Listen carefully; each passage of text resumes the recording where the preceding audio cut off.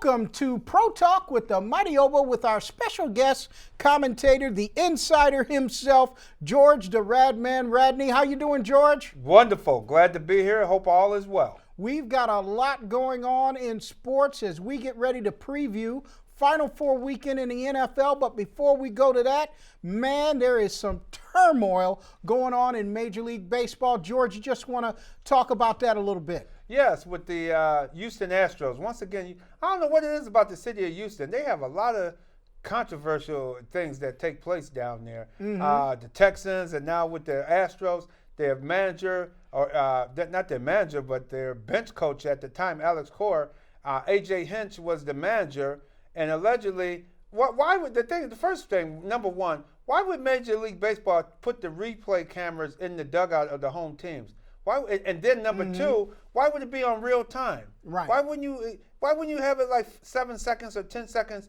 apart? So something like this couldn't happen if somebody thought about doing something like this. And I guess Alex Cora was sitting there looking at it and said, hey, we could do this, and got a few other people involved. But the thing about it is, all the players were involved because all of them were using it. Right. And so I guess Major League Baseball decided not to suspend the players and you could have suspended them 10 games each or 20 games each, but stagger it. Some of the guys won't start the season, other guys start. That's what, to me, they should have did for the Astros. They should have suspended the players as well as the manager. A.J. Hinch was suspended by Major League Baseball for a year, as well as the general manager, Lou Now, who I didn't like and didn't respect. But the thing what gets me, Mighty Oba, why would the coach, A.J. Hinch, who's in charge of the dugout, who's the boss, and running, why would he let a bench coach do something that he realizes is illegal? He may at first say, well, yeah, let's try it. But then he said, wait a minute, man, I got a bad feeling. This isn't right, man. Why would he make this guy stop at all? Say, no, let's cut this off. Right. Why wouldn't he do that? Doesn't make sense. It doesn't make sense. Not at all. So either you were down with it too, and then the thing what really makes it very suspicious to me is Carlos Beltran was involved in it. They implicated him as well as Alex Cora. Right. Why would Alex Cora, being a bench coach, we never heard of him, why would the Boston Red Sox hire him as their next manager? Makes no sense. And then now the Mets hire Carlos Beltran as their manager. And Beltran just retired. We know he doesn't have experience in managing. He obviously has experience in cheating. And cheating, yeah. So did you guys it seems to me a lot more of these teams in Major League Baseball are involved in this. Because Absolutely. why would you hire a guy? He said, hey, my system that I have. I can see Alex Cora talking to the Red Sox.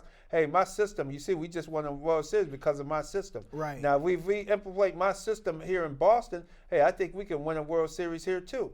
So Boston hires them, and this is all allegedly, this is all my thought process. And then now the Mets hire Carlos Beltran, who really shouldn't be a manager because he doesn't have the experience to be a Major League Baseball man. He never managed in the minor leagues. He never went through the ranks or nothing. And so this whole thing is very, it's starting to really, it's probably the owners rippling effect throughout Major League Baseball when all's said and done. And then you go back to that year, 2 years ago, when the Astros won the World Series.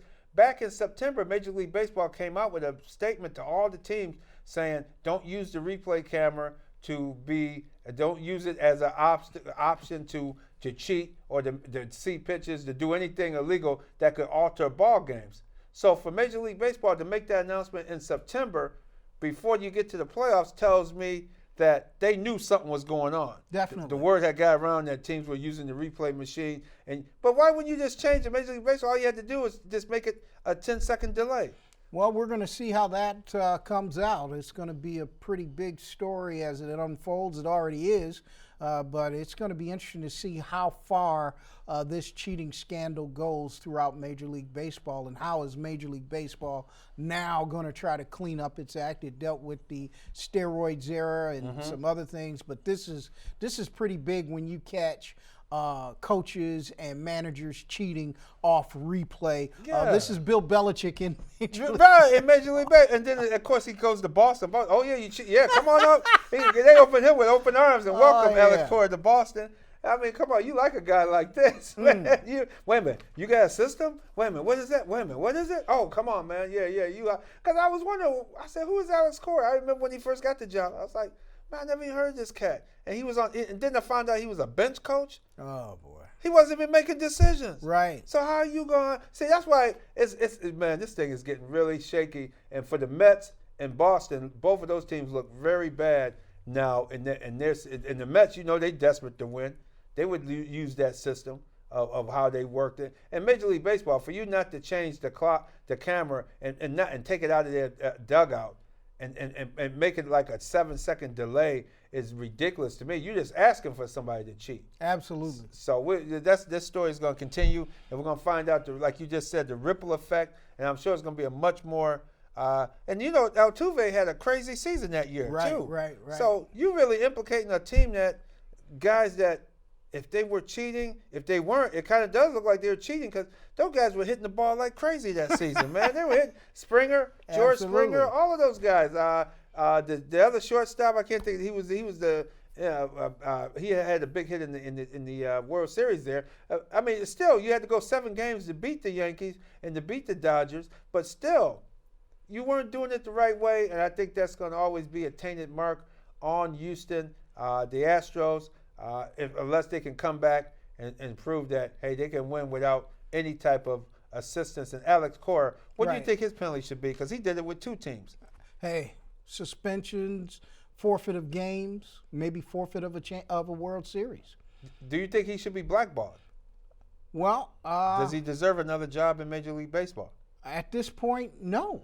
I mean, based on what we believe to be fact, no. No. If you're doing that, you have no business in athletics. You have no business in professional athletics or athletics, period, because you're disingenuous to the game itself, and he needs to be removed permanently. In my eyesight, that's only my eyesight. Yeah, I didn't want to say that, but I agree. I think, especially after they told you before in September, before the World Series, right? And you did it. You won the World Series. Your team that you were on, the Astros, won the World Series. But then you had the audacity to go to a whole nother city, a whole nother team, and do the exact same thing.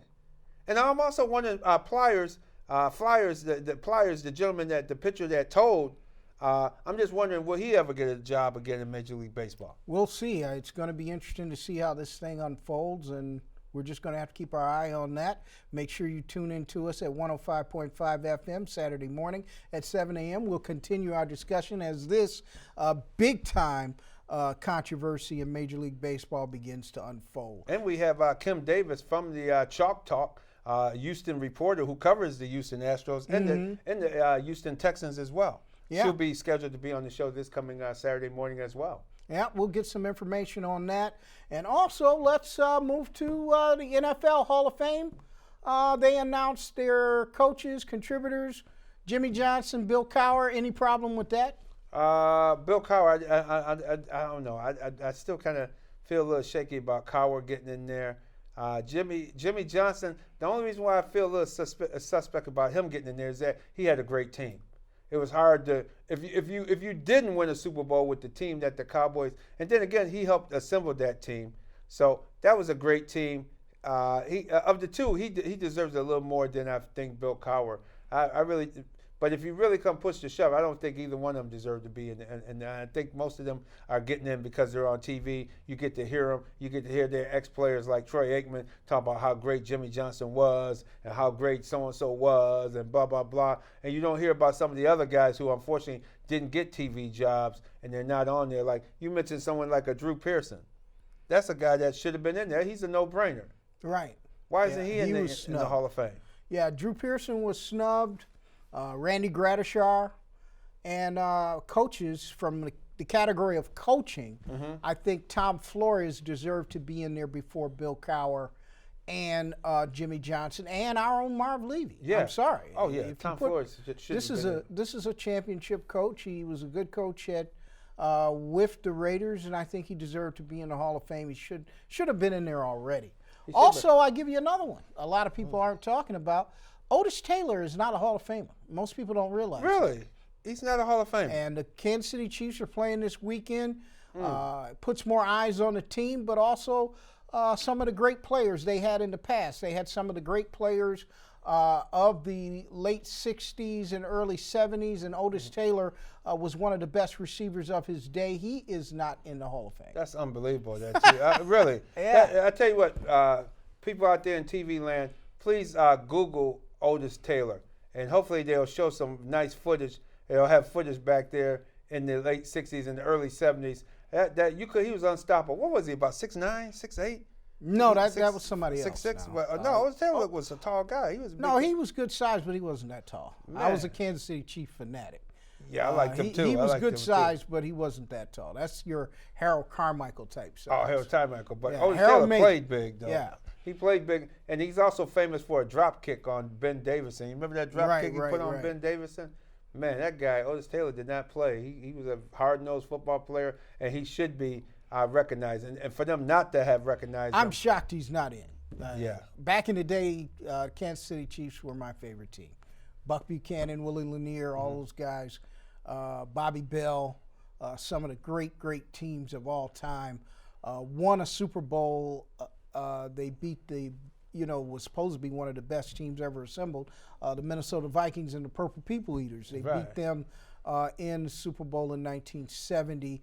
And I thought Otis Taylor was a sure-in for the Hall of Fame, and surprised that he is not in.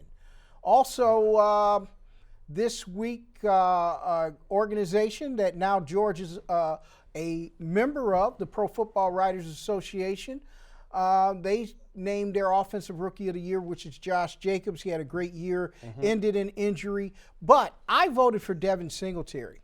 And the reason I think that Devin Singletary of the Buffalo Bills did not win Rookie of the Year is because he didn't have enough touches. And that's on Brian Dable. Yeah, Brian Dable. Exactly. I don't understand it. He averaged injured 5.1 yards a carry. He was out, 2 games, with a hamstring injury. But other than that, he did not have enough touches. And he didn't get enough touches, also not only Brian Dable, but the quarterback position. Right. If your quarterback can throw a simple screen pass, he would have been receiving a lot more touches. It was obvious Brian Dable did not trust him with the screens, because when Matt Barkley, as slow as Matt Barkley is, Matt Barkley did about 10 screen passes in the last game of the season against the New York Jets. So that tell you that Dable knows about the screens. He knows Singletary is good because he set it up for the guy, for T.J. Yeldon on that particular day. So Singletary is just as good as Yeldon with screen passes. And I think your quarterback position has hurt the Bills' offense, and it definitely hurt Devin Singletary with his growth and his production this year. Because if they would have implemented the screen pass, and with a center like Morris who can get out there now, we got a center that can get out to the outside fast enough and can make some blocks. Come on, it's a shame. Big plays. Big play. When are the Bills going to do something about that quarterback position? Well, they need to do something. Yeah. Because their quarterback, to me, is mediocre at best. People don't like us saying it, but the numbers are the numbers. I think he's got a good zeal for the game as far as his attitude, and he wants to play, but culture.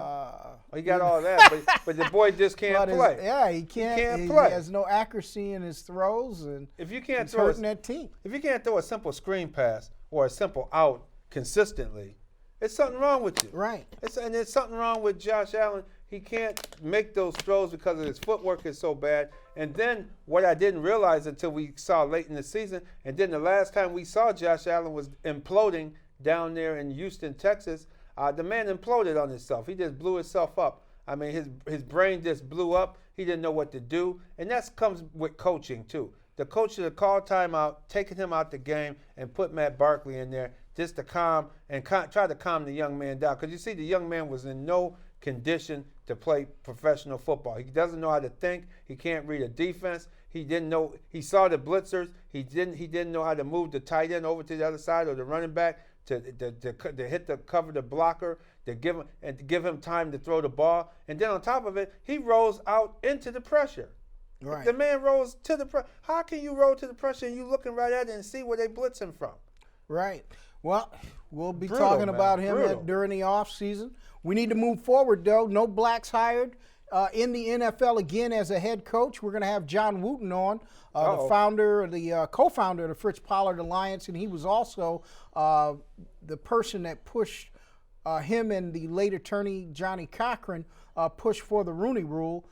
We spoke with him on yesterday. He's going to come on with us next week Beautiful. on 105.5 FM, The Beat out of Rochester on Saturday morning at 7 a.m. We're going to talk about why black coaches are, again, being ignored by owners as far as head coaches and front office positions. So, Don't you think the excuse was it wasn't that many on the offensive side of the ball? Okay, it's not that many on the offensive, which is true. But number two, you got Eric Bieniemy, who's on one of the most potent offenses in the league. right. And he's been in that position almost 5 years. He's working under one of the best, Andy Reid. You could not give him a – Well, a lot of people believe that that's hurting him, working under Andy Reid, because now they're saying Andy Reid is running the offense. And you see how they do Leslie Frazier. Leslie Frazier, 26-year man. If anything, he's the senior guy on defense. But if you hear him talk, they say Sean McDermott's running the defense. Right. That's not true. No, it's Leslie not true. Frazier is running the defense. No. So is it hurting Eric Bieniemy working under a offensive guy like Andy Reid when you're being considered for front office positions? Remember, Mike Pettin basically said he had to get away from Rex Ryan because people thought Rex Ryan was running the defense. Right, he sure did. And that's when he came. He basically came to Buffalo under Doug Marrone. That's right, because he had to get away from him and let me coach the defense. He's doing an excellent job because he's really a blitzing type guy too, and he's doing a great job with the Green Bay Packers this year. Everywhere he goes, he does a good job with the defense. I think you're right, but the only thing with the thing about Eric Bieniemy is he has to do the prep work. Andy Reid's not doing the prep work. No, he's running the team. He's running the team. He's prepping everything for the offense, and then Andy Reid comes in and tweaks it. But he knows the X's and O's. He knows what's going on. He knows how to put people in position to win. And Andy Reid has said that. Yeah. Andy Reid says that this is a great, this guy needs to be a head coach right now. And you're seeing the same thing from Bruce Arians in Jacksonville. He's saying, hey, Byron Leftwich is going to be a head coach. This guy has made himself really a very good coordinator. That's right. And not Jacksonville, but Tampa Bay. I'm sorry. The Tampa Bay Buccaneers. He is the offensive coordinator there under Bruce Arians. He's done a pretty good job with Jameis Winston if he can get him to stop turning the ball. Yeah, because that's not his fault on that. But he didn't get any interviews. Right. That None. we know of. He didn't get any interviews. So they didn't even have. The only person of color hired this year was Ron Rivera. Right. And that's it. Blacks are not getting jobs No, the last they're not. couple of years, and we're going to talk to John Wooten about that. We're about 1 week away from our wall-to-wall coverage at the Super Bowl. We're going to have some great people. The stars of Maverick, Monica Barbero and Glenn Powell are coming on with us on January the 31st. That's right. Make sure you just tune in to all of our partners, and we'll make sure that you know what's going on at the Super Bowl from the beginning to the end. And I believe that's the remake of Top Gun. Yes, it's Top Gun Part right? 2, really. Part 2, yes. Yeah, Part it's 2 called of Top Gun The Maverick. Oh, the Maverick. Yeah. Okay. No Tom Cruise in this one. No, Tom is old. Tom is old. Oh, he's a little too old. Oh, these are younger folks. They brought in the young crew, and they're going to be with us. We're going to have several guests. Each year, it's just a surprise on how many people you interview down at the Super Bowl, and we need everybody to follow us the whole time. We're going to be there for 8 days, bringing you the best information the entire Super Bowl week. All right, let's get to it. Championship weekend. What do you think? Let's start with the AFC. Tennessee Titans, a surprising Tennessee Titans, people are saying. But we've always said this team is deeply physical. I thought they should have beaten the Buffalo Bills when we were down there. They out-physical them that day. As a matter of fact, that's the game where Darrell Casey tried to rip the arm of Cody Ford out of the socket. Yeah, he just had surgery today. Yeah, to repair that from Darrell Casey put that on him. And Darrell Casey is a guy, he's a one-man wrecking crew. Fletcher Cox, him and Fletcher Cox are two of the best in the game where you can't block them. You can put two men on them, and you still have trouble with them containing them in the hole because they're so big, they're massive, they're strong. And then he also has Leroy Simmons next to him too, the kid from Mississippi State. He's a big physical guy, number 98. You watch for number 98 and number 99 on Saturday. Watch them on defense and watch how the offensive line tries to double team them and you'll see you can't go up the middle. That I thought Weak Martindale and those guys in the Ravens, their game plan was totally wrong. You don't run up the middle. You got to run to the outside against the Titans. And I think you're going to see KC going to the outside. You can't run up the middle. Those guys are too big, too strong. And you know, that's the first time I've ever seen Yanda, number 73. He was getting pushed back every play. Right. Man, he was all in this the back. Is a perennial offensive lineman in this league, and he was getting beat down.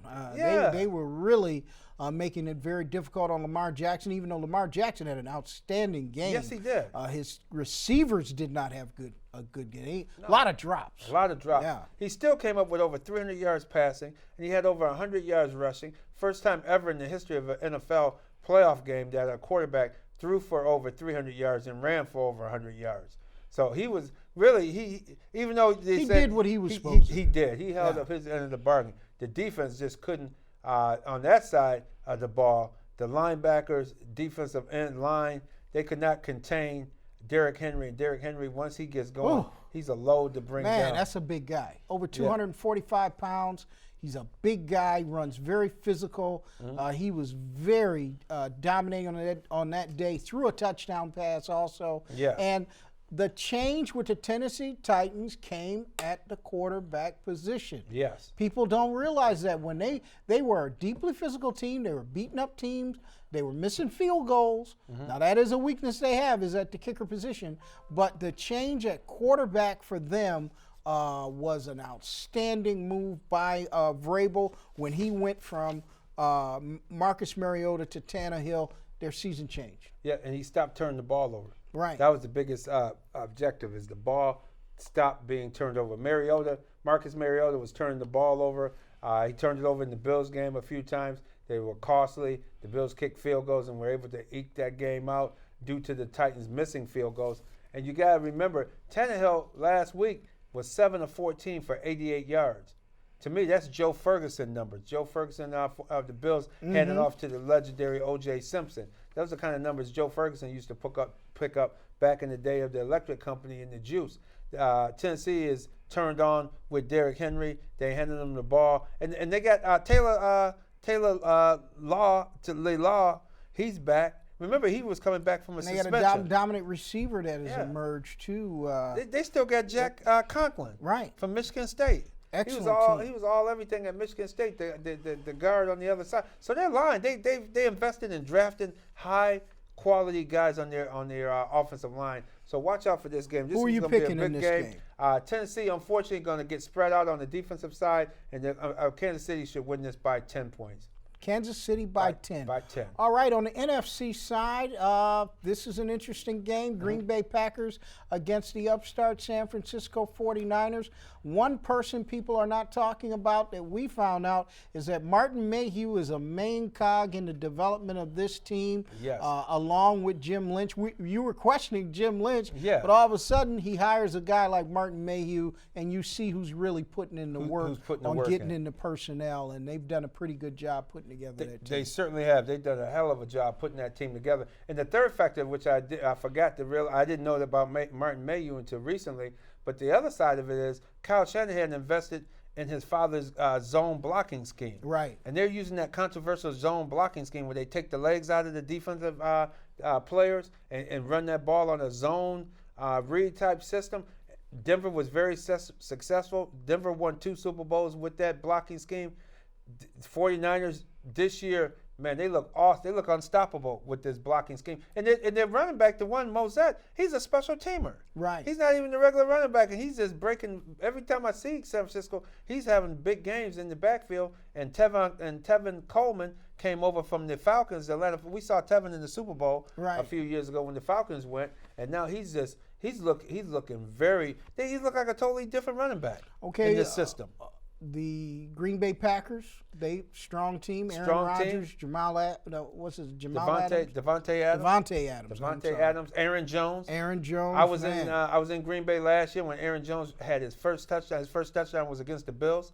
His first NFL touchdown. This year he was one of the league leaders in touchdowns. I didn't realize that. They're quietly playing a very good game. Mike Pettin, defensive coordinator, got big those guys. Big change for them on defense. And the key players, Zadarius Smith, came over from the Ravens.